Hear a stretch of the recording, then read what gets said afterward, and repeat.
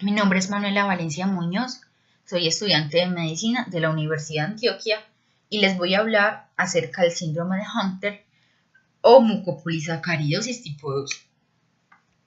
Un poco de historia es que la primera descripción de la enfermedad fue realizada por Charles Hunter en 1917 y fue hecha a dos hermanos de descendencia británica. 2 años más tarde, Harler reportó sobre 2 pacientes femeninas con características similares a las descritas anteriormente por Hunter.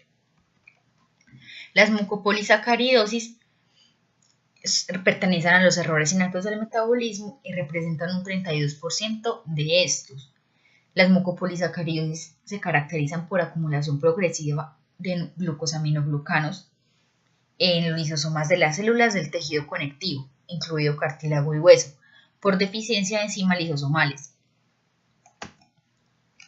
El síndrome de Hunter o mucopolisacaridosis tipo 2, en este existe interferencia en la capacidad del organismo para descomponer y reciclar sustancias conocidas como mucopolisacáridos o glicosaminoglucanos en el lisosoma, lo cual conlleva a una acumulación de estos en los tejidos del cuerpo, incluyendo el sistema nervioso central. Bueno, la mucopolisacaridosis tipo 2 es una enfermedad genética de herencia recesiva ligada al cromosoma X, por lo cual afecta principalmente a personas del sexo masculino. El defecto primario es la ausencia o inactividad de la enzima hidronato 2-sulfatasa, responsable de la degradación de los GAGs de hermatansulfato. La mucopolisacaridosis tipo 2 tiene 2 tipos de fenotipos, el fenotipo severo o neuronopático y el fenotipo atenuado o no neuronopático. El fenotipo severo se caracteriza por retardo mental y se ha descrito que puede ser hasta 3 veces más frecuente que el fenotipo atenuado. Los pacientes con fenotipo neuronopático tienen un inicio temprano de la enfermedad, exhiben un curso crónico progresivo y con severo compromiso multiorgánico y del sistema nervioso central. Ese tipo de fenotipo es indetectable en la edad neonatal. La sintomatología más precoz es la otitis media. Más frecuentemente se reporta macrocefalia, retraso del lenguaje y alteraciones de la conducta en este tipo de fenotipo. La afectación cardíaca, neurológica y respiratoria son los elementos que generan más morbimortalidad en el fenotipo severo. La obstrucción de la vía aérea es la causa más frecuente de muerte en pacientes con fenotipo severo. Y aquellos pacientes con alteración cognitiva fallecen a edad más temprana, lo cual indica que el compromiso neurológico se asocia a una menor expectativa de vida.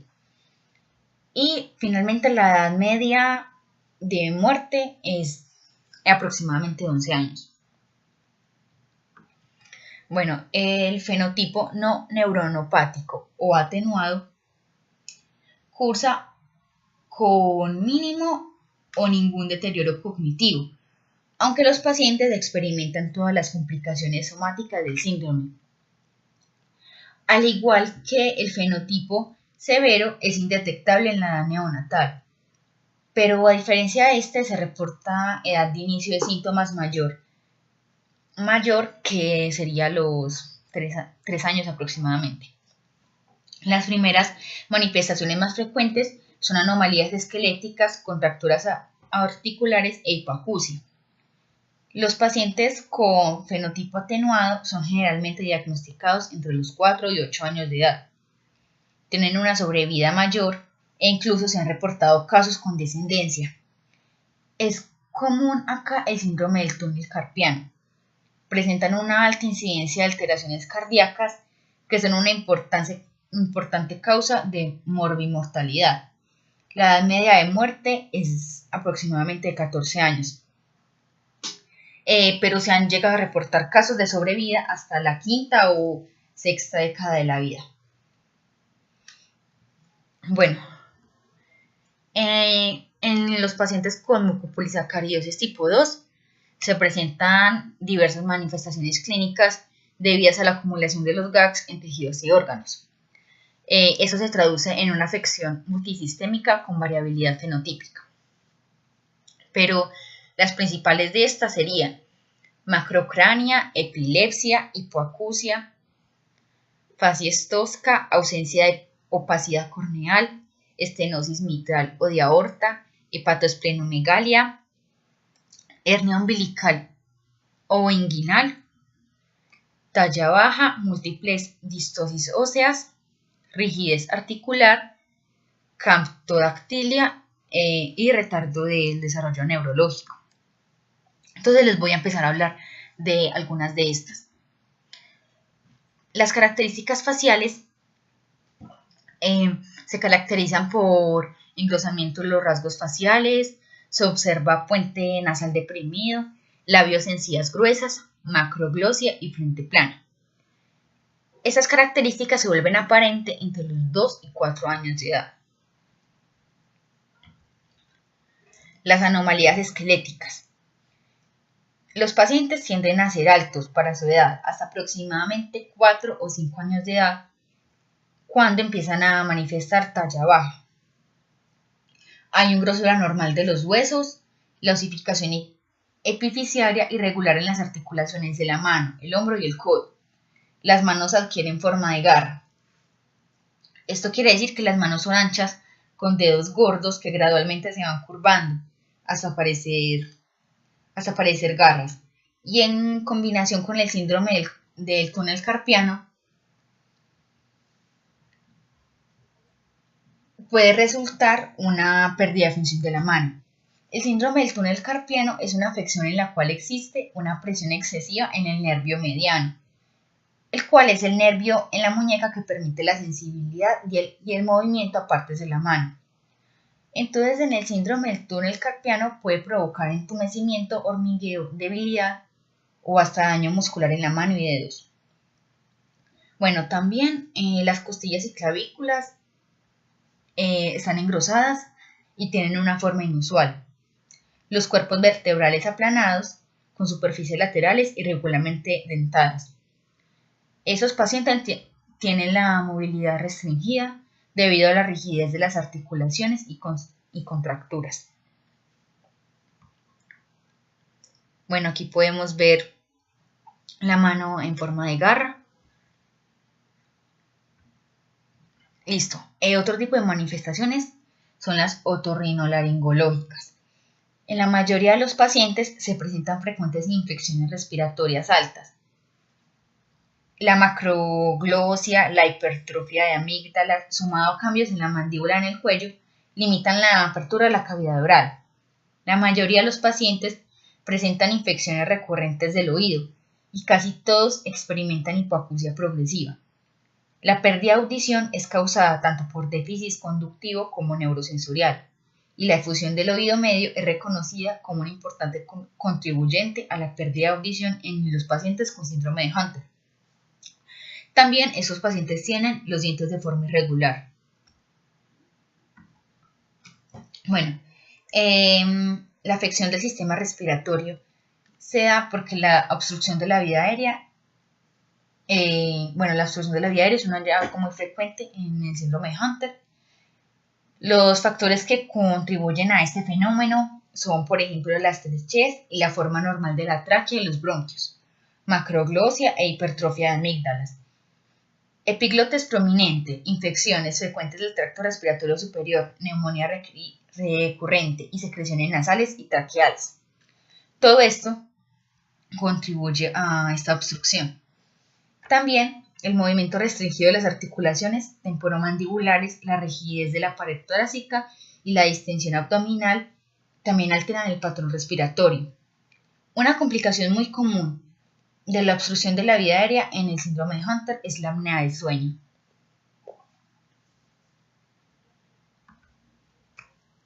Bueno, también la afectación cardíaca está presente en casi todos los pacientes con síndrome de Hunter y es una causa importante de muerte en esta población. Es común, por ejemplo, la enfermedad valvular mitral o aórtica, la hipertrofia ventricular y falla cardíaca. Bueno, el sistema nervioso. El compromiso del sistema nervioso central se sospecha inicialmente por retraso y luego regresión en los hitos del desarrollo. Por ejemplo, la marcha y el desarrollo del lenguaje. Esas manifestaciones se presentan en el fenotipo severo. La hidrocefalia comunicante moderada a grave puede acelerar el deterioro neurológico. La presión intracraneal elevada puede causar edema del disco óptico y atrofia del nervio óptico. Las convulsiones se presentan en más de la mitad de los casos de pacientes con mucopolisacaridosis tipo 2A, que llegan a la edad máxima de 10 años, pero son poco frecuentes en la forma atenuada de este tipo de enfermedad. El síndrome del túnel carpiano, del que les hablé anteriormente, es común en los pacientes con mucopolisacaridosis tipo 2. La compresión de la médula espinal puede ocurrir debido a un estrechamiento del canal vertebral y la inestabilidad de la articulación. Severas alteraciones del comportamiento, tales como hiperactividad, la obstinación y la agresión, se observan con frecuencia en los pacientes severamente afectados con el síndrome de Hunter. Pero esto no se observa típicamente en las personas con la presentación atenuada del síndrome de Hunter. Esos pacientes también presentan afectación gastrointestinal. Debido al almacenamiento de los GAGs se produce hepatomegalia y esplenomegalia, resultando en distensión abdominal. La hernia umbilical se observa comúnmente y hernias inguinales se presentan en aproximadamente el 60% de los casos.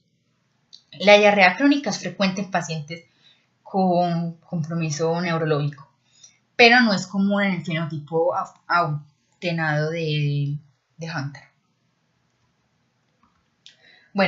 También se pueden presentar otras manifestaciones, como que los pacientes con síndrome de Hunter pueden tener lesiones en piel consistentes en pápulas blanco marfil, que son aproximadamente de 2 a 10 milímetros de diámetro.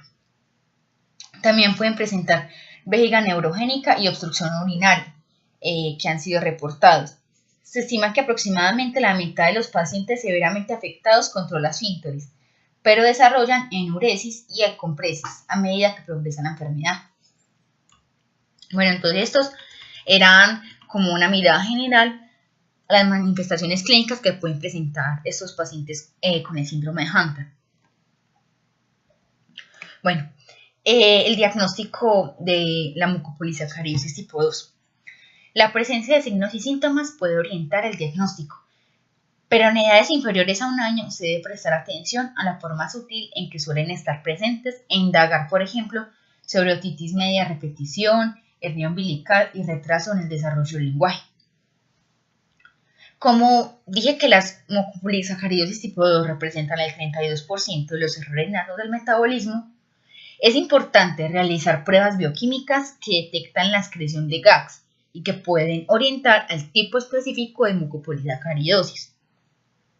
También se puede realizar la medición de la actividad enzimática de la hidrononato 2-sulfatasa en plasma, cultivo en fibroblastos o de leucocitos.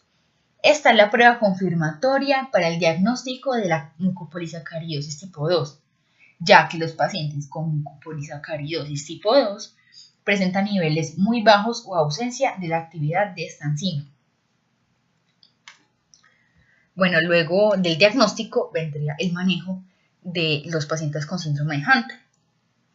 Los pacientes con síndrome de Hunter requieren un abordaje integral, comenzando por la evaluación periódica neurológica, cardíaca, respiratoria, ortopédica y otorrinolaringológica para detectar a tiempo las anomalías y manifestaciones secundarias con el fin de brindar un tratamiento oportuno. Si hay obstrucción severa y persistente en la vía aérea, se debe realizar una traqueostomía permanente a estos pacientes. Y también la terapia de reemplazo enzimático, la cual consiste en la administración intravenosa de la enzima recombinante humana purificada hidursulfatasa. La hidursulfatasa es desarrollada y planteada por el laboratorio Shire y es una forma purificada de hidronato 2-sulfatasa. Bueno, en Colombia, en el año 2012, según la Asociación Colombiana de Pacientes con Enfermedades de Depósito Lisosomal, se registraron 33 pacientes con mucopolisacaridosis tipo 2. También se calculó una frecuencia estimada de 4.5 por 100.000 nacidos vivos en los departamentos de Cundinamarca y Boyacá. Bueno, muchísimas gracias. Espero que haya sido de utilidad la información acerca de este síndrome. Y en estas referencias pueden encontrar más información acerca del síndrome de Hunter. Hasta luego.